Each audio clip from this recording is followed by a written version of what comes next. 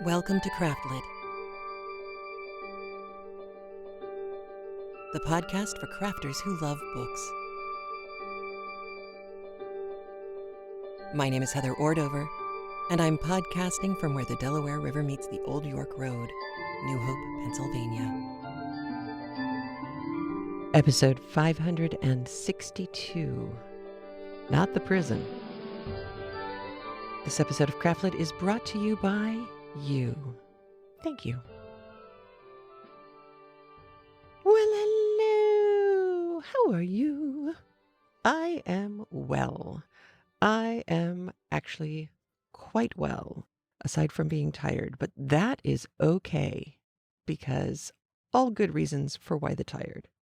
But first, the break. I got to go to the beach. It was awesome. We had my mom come out, and that was awesome. And then we all went to the beach. And Cape May, New Jersey has, I think I've said this before, Southern California-esque beaches. And therefore, it was wonderful. The water was great. It was a little rough, but that was fine. The boys are bigger now, so that was fine. Beautiful weather, good food, lots of outdoor dining. Some very clever things that they did at Cape May, actually, to get the most of the outdoors. I had some really nice morning walks on the beach, and the boys decided that they wanted to get up early, and there's a pancake house that has gluten-free pancakes. Can you believe it? So it was really, once you get the gluten-free pancakes in, what could be better? It was just great. And then dropped thing one, Aaron, living on his own in Philly in an apartment that he's paying for with the job that he did for the last year. He's suddenly a grown-up person. So yes, those of you who have been listening for a long time, the little kid who couldn't read is now, living on his own, paying his own bills. And it's just extraordinary. So that's great. That's really great. And he's very happy, which just makes me that much happier. So Mom was here. We did lots of goofy stuff. We actually went out shopping like human people. We also found a piece of furniture on the side of the road. We'd cleaned out 5 carloads of stuff, which included some furniture that we really didn't need anymore. And my mom did an extraordinary job of getting the top floor where the boys had been back into livable shape. And so now it's kind of this awesome hangout area where Thing 2 is able to do his hanging out with his friends who are his bubble and all vaccinated. They're really good kids. And that was a feat. My mom is a force of nature when it comes to stuff like that. She can see order in chaos, and it's a gift. And it's one that I massively appreciate. So we were taking all of this stuff to the thrift store, and on the way home, Aaron had to come up for a doctor's appointment. So on the way, taking him back to Philly, I drove by a street corner here in New Hope where 5 massive pieces of furniture had been left out with a board that had spray painted on it, free! Exclamation point. One was an armoire that looked like a character from the Enchanted Castle in Beauty and the Beast. It was huge and gorgeous and, inlaid really beautiful knotty wood. And it was just gorgeous. But it was also 8 feet tall. And I'm pretty much not joking on that front. I'm 5'8". It was way, way taller than I am. But there was this credenza chest thing that was perfect. It was exactly what we had actually gone shopping for at IKEA, at everywhere. And wow. Mom went to pick it up, and it was wow heavy. And suddenly there were headlights coming towards us, and I had to move the car. And the guy drove up, got out of his car, and said, "Do you guys need a baby grand? I've got a baby grand too." I'd love a baby grand, but no, there's nowhere to put it. But thank you. He wound up owning the car lot that we were next to. There's this tiny little funky car lot in New Hope, of all places. and he's the owner, and therefore he has a truck. So he went and he grabbed a license plate and he put it on a truck and helped Andrew load this thing into the back of his truck because there was no way my mom and I were going to be able to do this, and followed me home and then helped move the stuff in. And we have a new chest. So I've been refinishing it and kind of working on it. It's perfect. It's got a great story attached to it now.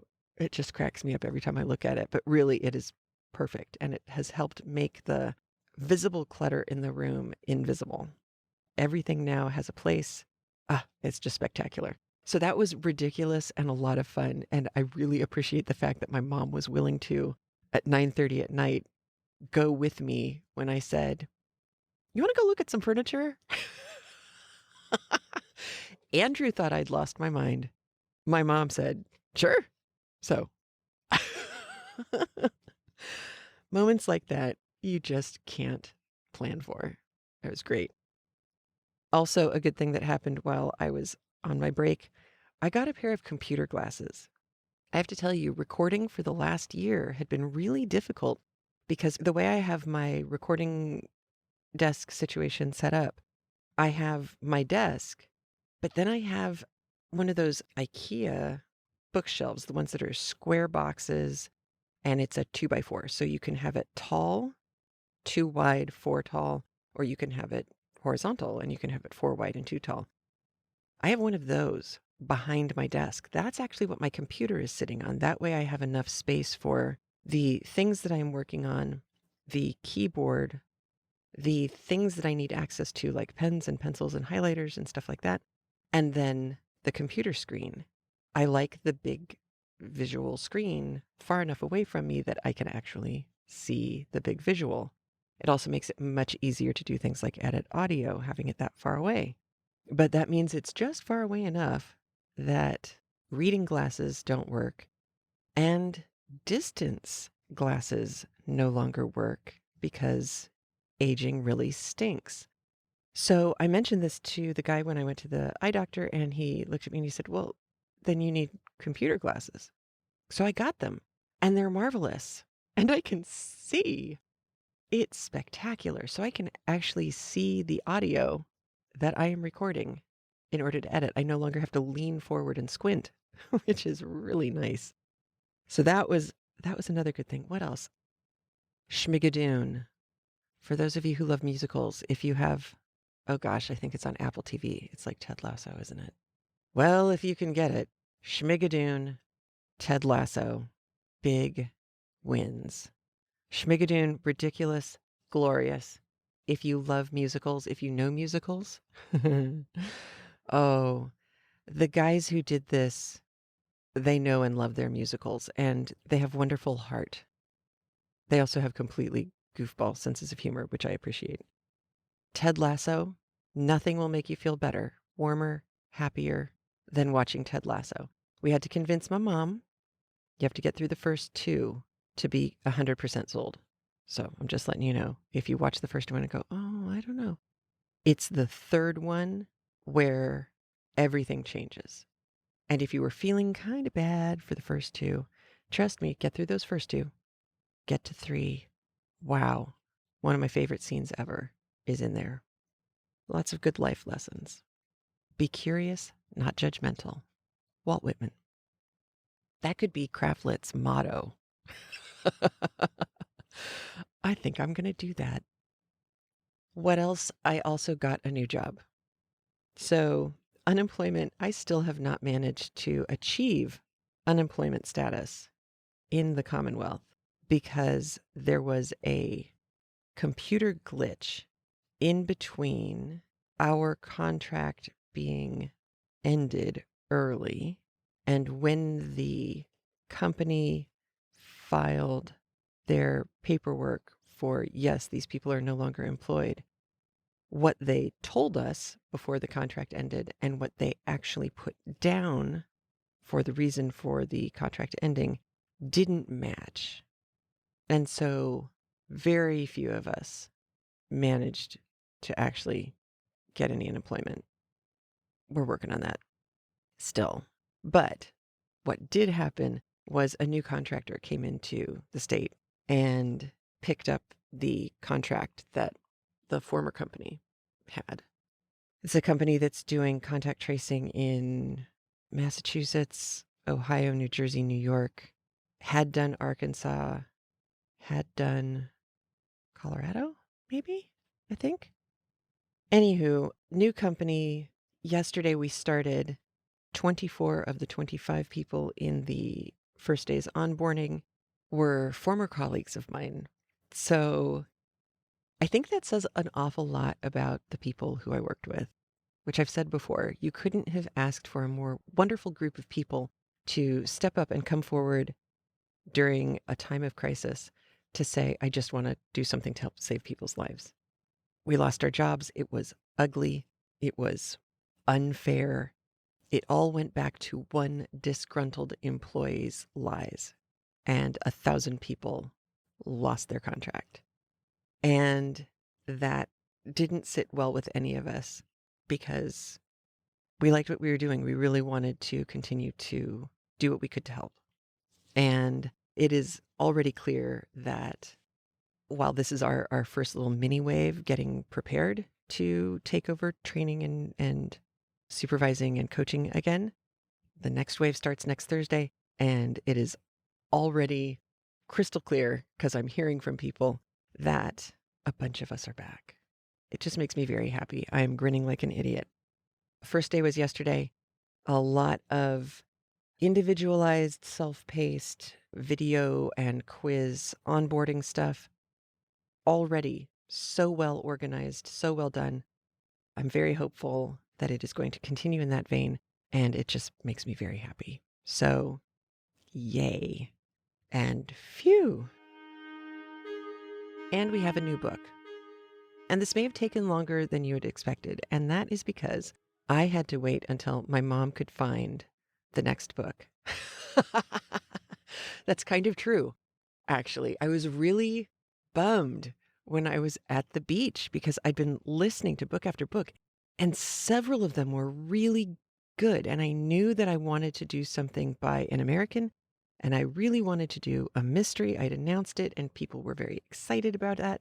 And I thought I had found an American female writer, Mary Roberts Reinhardt. She is actually worth looking up. She's fascinating. She outsold Agatha Christie when she was alive and writing.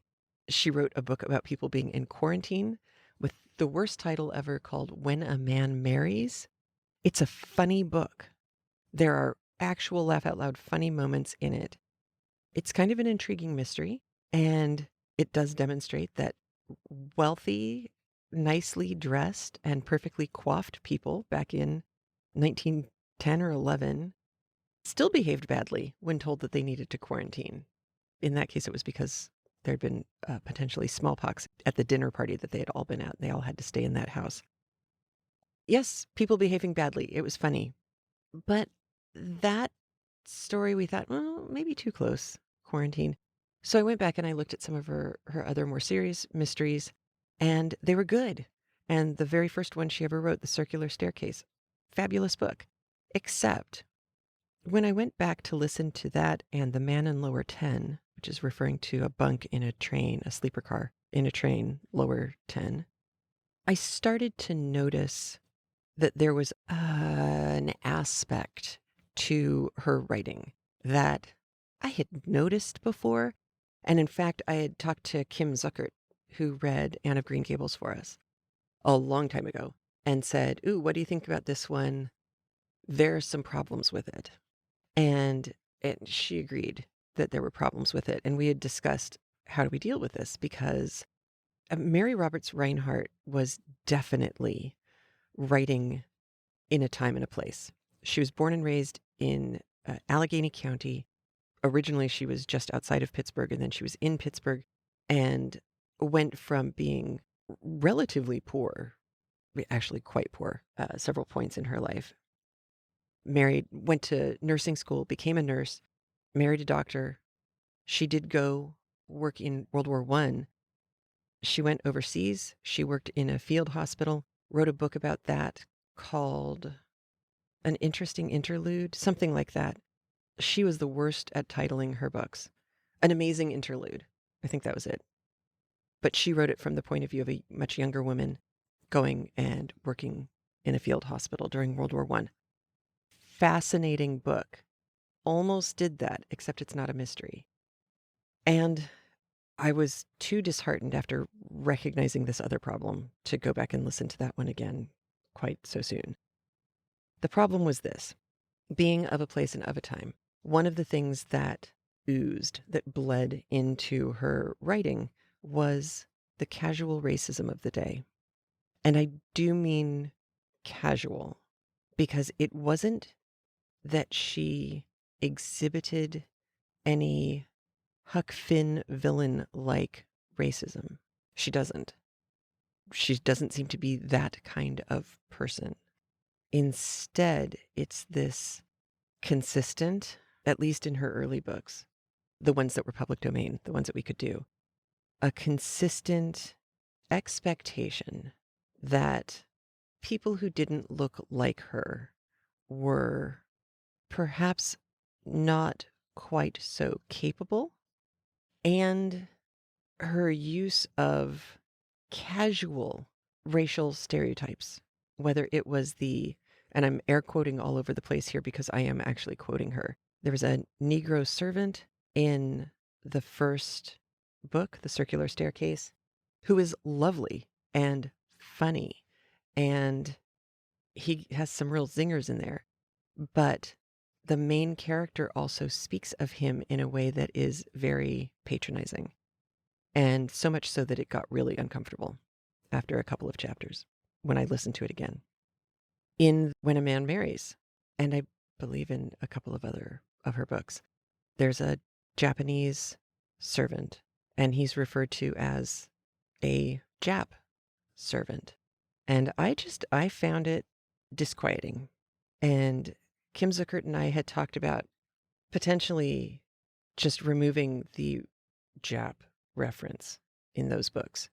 And I was comfortable with that because, unlike Huck Finn, where if you remove the N words, you kind of remove the point that is being made by Mark Twain, that there is a difference in the cultures that you see in Huckleberry Finn between a slave, 3/5 of a man, and an N-word, who is a man, but one who has all sorts of cultural expectations, stereotypes overlaid on top of him unfairly. And it's only because Huck doesn't take to any of those stereotypes, any of those overlays, that you can actually see what's going on. If we weren't in Huck's point of view, it would be a very different book.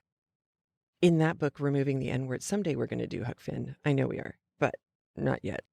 I have to figure out how I'm going to handle that one.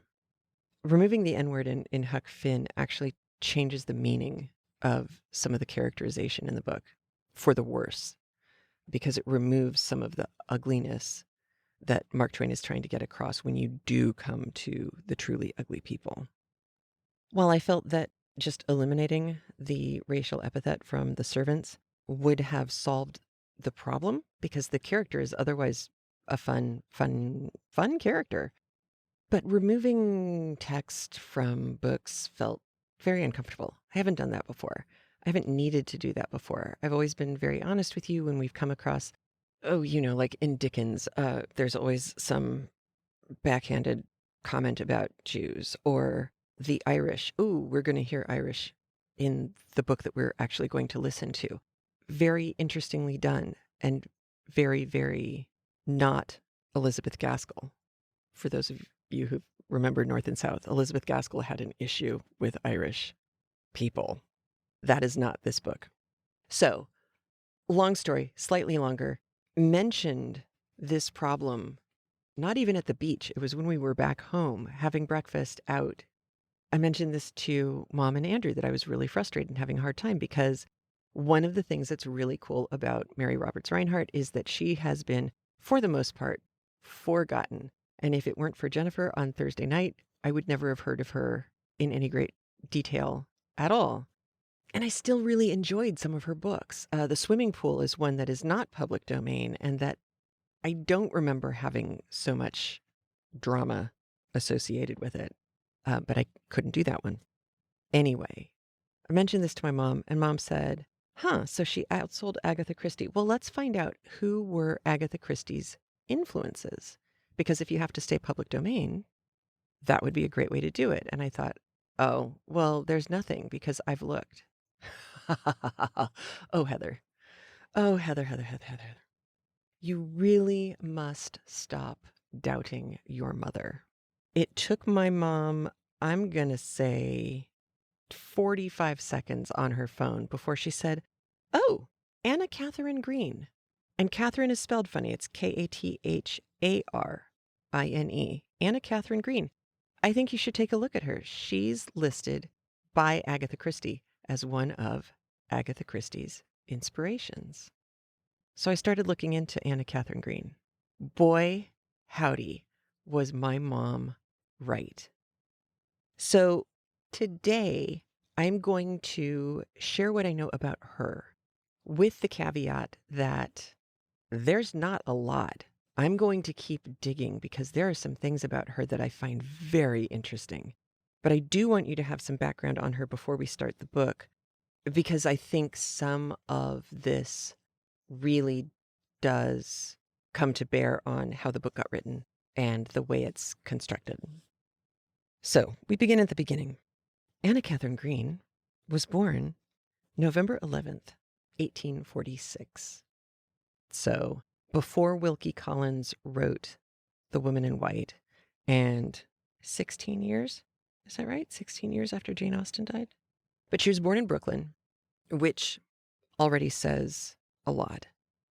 Her father was a lawyer, a well-respected lawyer, and a criminal lawyer, which means young Anna Katharine wound up growing up both around the law, which her father clearly conversated with her regarding. And she also grew up in and around New York City at a very exciting time. A lot was changing, a lot was happening. It was bustling. It was an exciting place to be. It also meant she grew up around police officers. And that means that she wasn't, what's the word, mystified by police officering or police detective-ing. To her, instead of, these guys in uniforms with shiny buttons who were, kind of gruff and stern and stuff. No, they're guys, they're just a guy. And those who rise to the level of detective are pretty smart guys. And she has constructed one of the most curious lead detectives for a series that I have ever come across. I cannot wait for you to get a chance to meet Mr. Gryce. And it's going to take a little while as we start the book before you really get a clear picture of him. But he's a hoot in his own very special, kind of quiet way. So she had an interesting perspective on the police and on criminal justice. Okay, so she was born November 11th, 1846. She's a Scorpio. And she grows up, she goes to college, she graduates from college. She doesn't go for her MRS degree. She graduates from college. She went to college at a small school in Vermont. She wants to write romantic poetry. She wants to be a writer and corresponds for a while with Emerson. And he's encouraging her and kind of helping guide her. And she eventually writes enough poetry to try and get it out there into the public, and nothing happens. It is not particularly well received. In 1878, she's already 32 years old. She writes the book that we are about to begin next week, which is called The Leavenworth Case. Leavenworth, not the prison. Leavenworth is the name of the main character. It's their last name. So the Leavenworth Case comes out. It is a huge hit. Huge in New York. Huge. There is no H. It's a huge hit. Wilkie Collins praised the book, which is interesting because I saw a whole lot of Walter Hartwright in our narrator for the Leavenworth Case. I'm curious to know if you see the same thing when we get there.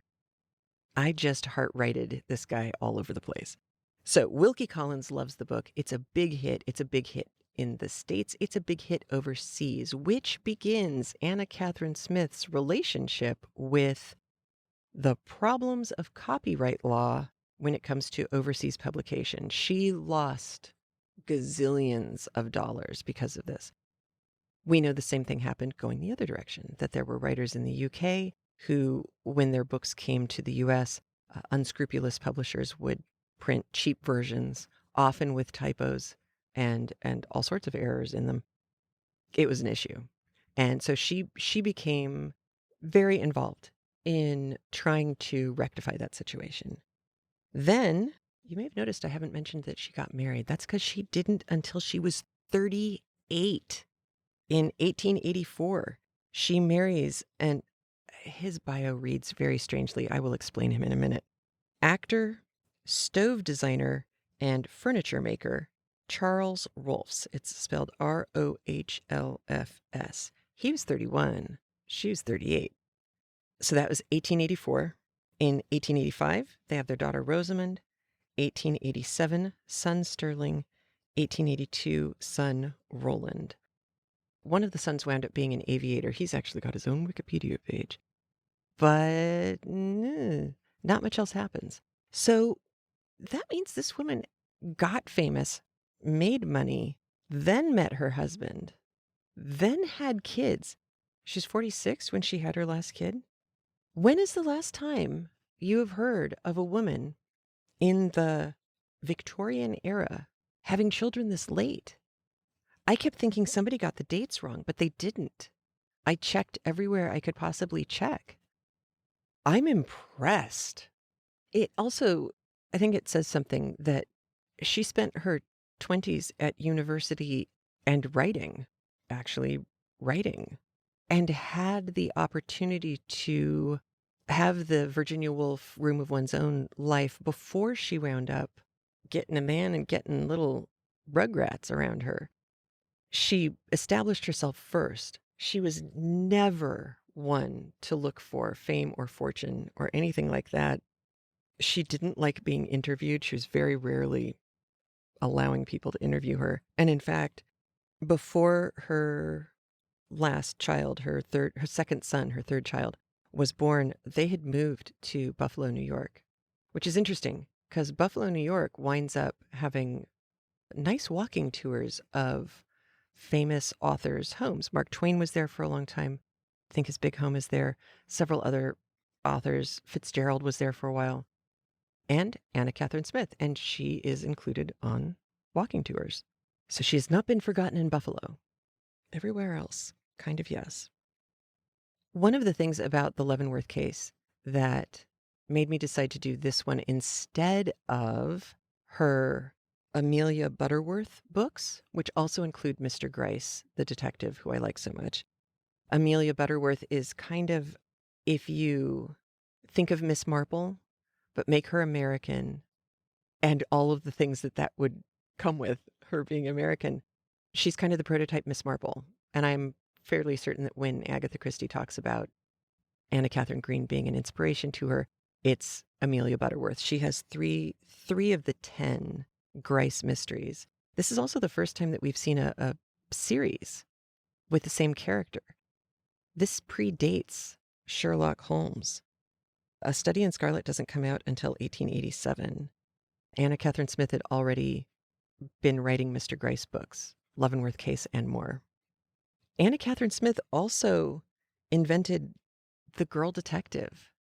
She's a socialite, she's a debutante, she's fabulous. And she also solves crimes on the side.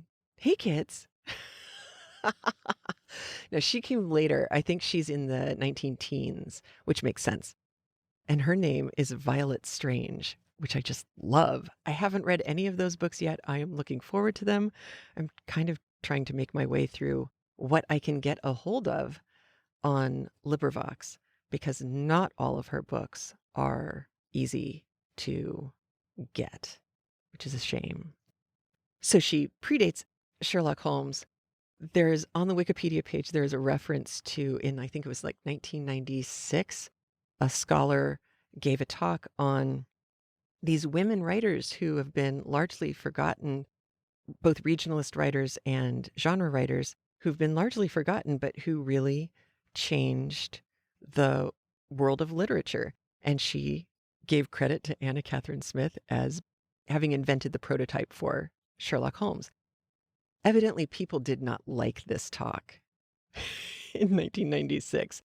They got a little rankled at the thought that a woman would have done something that could have led to Sherlock Holmes, which is funny because back in the day when the book came out, and nothing really changes. The Pennsylvania state legislature debated whether the Leavenworth case could actually have been written by, gasp, a woman.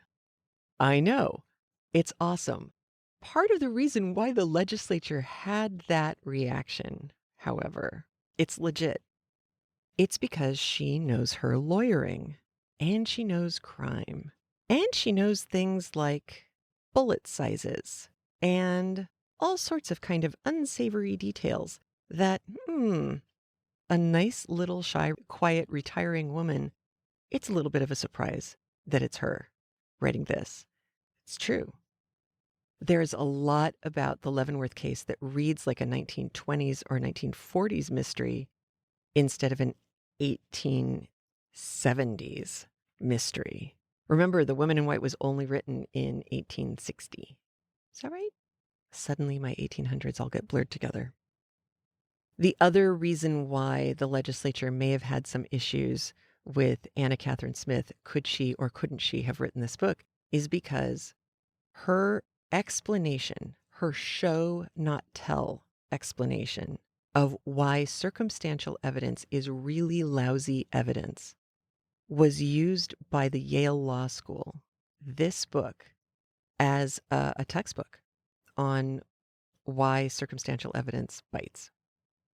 I love that so much. She continued to try and write poetry and eventually just gave it up for lost. It wasn't going to happen. She is, however, very much a product of her time literarily, in that while her plot seems very modern to me and something that you could see on a movie of the week kind of thing for nowadays, it has other elements. The book has other elements to it that are very much 1870s. The dialogue is sometimes very stilted. It comes in and out. This is also her first book, so that makes sense. Her dialogue does tend to improve as you get further into her books. I think I've gone through 3 or 4 of them now, and I notice the dialogue does improve. So there's going to be some stilted language in that respect. Some of her characters are doing things that perhaps make no sense. However, when we get to next week, there have been stories in the news that are very close to some of the choices that are made by one of the main characters still being made today. So I don't know. At first read, I thought some of this was kind of clumsy and, oh, well, that's just conveniently twisting how people actually behave. No, actually, people actually behave like this still. So, people are weird. Sometimes her language gets a little flowery in its descriptions, not a surprise since she had wanted to be a poet. You can find some of her poetry online if you wanted to go look for it. But mostly the thing that I found intriguing was the fact that I was constantly surprised by her what happened next. In fact, at one point I thought, oh, well, they've wrapped the case up. And then I looked at the audio file and realized there was still 2.5 hours left. And I thought, well, that's not possible. I mean, it's so obvious. Nope. No, it wasn't. No, it wasn't obvious at all. It was really good. I mean, it is, of course. Once you're at the end, you go, oh, because it is well written enough that for the most part, you do have enough clues to figure it out early. Not all of the clues. There's some information that's saved for later. But the way she does the saving for later is also very clever. So, no complaints here. Is it the best book we will ever read? No. Is it high art? No, I don't think so. Nor is it just a book. There's more going on here. She's a fascinating character herself. Like I said, I'm going to try and find more and more information on her for you because while she is very obviously between Amelia Butterworth and Violet Strange, she is very pro women being an active force in society. She was anti-suffrage.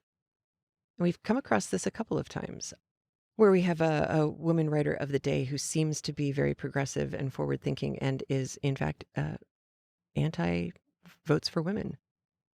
There were some real reasons why women at that time believed it would be a bad idea to go down that path. Why Anna Katharine Green is in that category, I'm going to try and find out for you. The last thing I wanted to share with you that I thought was kind of cool, and I told you I would make her husband make sense eventually. So he's an actor. He's tall and kind of gawky. He had big hands. So he wasn't an ingenue male. He was not going to be the handsome male lead. But as an older actor, more of a character actor, he turned out to be quite good and in fact got really lovely reviews when he toured the country as one of the leads in the Leavenworth Case, which Anna Katharine Smith had a hand in transposing for the stage. However, he was never going to be a famous, well-paid, he could do it as a living actor. So he had been designing, he's listed as a stove designer. He wasn't a stove designer. He did patterns to put in the metal for the outsides of stoves. And he did make some improvements to stoves themselves, and he got some patents as well. But that also wasn't really doing it for him. Instead, what happened is he morphs into the arts and crafts movement. It just kind of timed out well. And on his Wikipedia page, there is a picture of one of his chairs. It is marvelous, highly polished wood, really interesting pattern to the wood. It looks like it might be a solid piece of wood. I couldn't tell because it's a smallish picture, but it's one of those kind of low-ish seats, high back chairs. When I talked about Charles Mackintosh after we came back from Scotland, Mackintosh furniture, if you remember in the movie Beetlejuice, there is a very odd-looking black chair that I believe comes to life at some point during their escapades. But it is a very unique kind of ladder back chair. That was a Charles Mackintosh chair. Same-ish time period. Over on this side of the pond, Charles Rolfs, was doing his versions of it. And his is a little bit more, it's less geometric and more, the design on it is more organic, I guess. It looks, yeah, I can't think of a better word for that. It looks organic instead of geometric, even though it is still kind of a triangular backed chair, and the structure of the chair itself is still geometric because chair. So he turned out to have been an interesting guy. I'm going to find more on her, I promise you, because she's an interesting woman. She is not, however, credited with being the first woman to write a mystery story in America. That honor goes to a woman named Seeley Register, Seeley, Register, Regester, in 1866, so just after A Woman in White. She was writing penny dreadfuls. She was writing dime novels, rags, printed on cheap rag paper. They don't survive particularly well. It's really rare to find an original of any of those. She did write the first creditable mystery story where there's a detective, there's a case, there's a process, just like Wilkie Collins kind of begins the structure in the epistolary nature of The Woman in White, where you have the diary writings or the letters that are being written by characters and their letters, their writing exposes the story to you. Wilkie Collins does that in A Woman in White. You get a lot of that later in Dracula, too. And thank you, Wilkie. But Seeley Register was the first one to have done that kind of murder mystery in the States. And that was 1866. So Anna Katharine Smith, not the first, but the one that lasted. So next week, we are going to do the first 2 chapters, which will take us through the beginning of the inquest. So we will have our murder, we will have our mystery laid out before us, and then we will get some of the facts in the case brought out to us. And I think that's it. All right. I hope you are excited. And I will tell you, if you are one of the listeners who just can't wait and you feel the need to go and run out and listen to LibriVox Leavenworth Case version 2, read by Kevin Green. There's a story there too, but we'll get to that next week. Go ahead and do it. I don't say this very often, but I'm going to say this time. Go ahead and listen first if you really want to on your own, because listening a second time with all of us, I think you will find in a very Brechtian theater of alienation way, it is really interesting to listen a second time to how she constructs the story. The second time through, it was very clear to me that where I had thought everything was solved and I was about to finish the novel and then realized there was 2.5 hours left, I could see what she was doing much more clearly. And so if you're the kind of person who really enjoys that kind of view, you like to kind of see under the hood of the book, then absolutely knock yourself out. Go ahead and listen first, and then join us for the kind of dissecting it as we go. If you like the surprise of the murder mystery, then don't so much. All right. That is it for me. You take care of yourself. Be well. Get vaccinated. Keep wearing your masks. If everyone had done that in the first place, we'd be out of this and I'd be in a completely different job. I didn't want to have this job for longer than a year. So, masks, vaccines. If you have any questions about those, people have written to me and asked for details, backup, science stuff. And I've been able to send them the journal articles and things that are of use. Still watching my geeky virologists on This Week in Virology on Twiv. Every Saturday morning, you can get the update from Dr. Griffin. He's the one who's actually treating COVID cases in New York City. The most recent episode, the one that came out on August 6th or 7th, actually had a lot of information on schools and going back to schools. And his answer to everything is layers. Just like when it's the fall or the spring, you dress in layers. Right now, our protection is going to be layers. Vaccine, masks, distancing. Obviously, you don't have to be as neurotic about it if you're vaccinated, but I will tell you this, all of the information that I'm seeing about COVID cases is devastating. Even mild cases of COVID are doing damage to people. So if you've had COVID, you can still get it again. If you had COVID and thought, well, I'm protected, I don't need a vaccine, no, you really do. If you had a vaccine and get a mild case of COVID, that's awesome. Please continue to monitor yourself. It's a weird virus.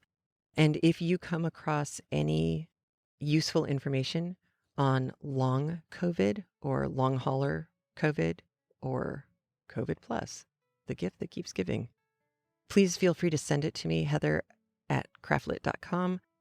I'm collecting that information because it's obviously taken a lot longer to get research about long COVID. First, you have to have people who get it. Then you have to have people who are clearly experiencing the long-term effects. And then you have to get them to agree to work with you in a study. It's a lot. So be well, be safe, take care of each other, wear a mask, get your vaccine, and I'll talk to you next week. Take care. Talk to you soon. Bye. If you like what you hear on CraftLit, please review us on iTunes, like us on Facebook, join in the fun in our Facebook group, which is CraftLit Annotated Audiobooks. Always the nicest group of people you're going to find on Facebook, and the place where you can come to and say, nobody else was going to understand this, but I knew you all would. And of course, thank you for your support of CraftLit. And remember, if your hands are too busy to pick up a book, at least you can turn one on.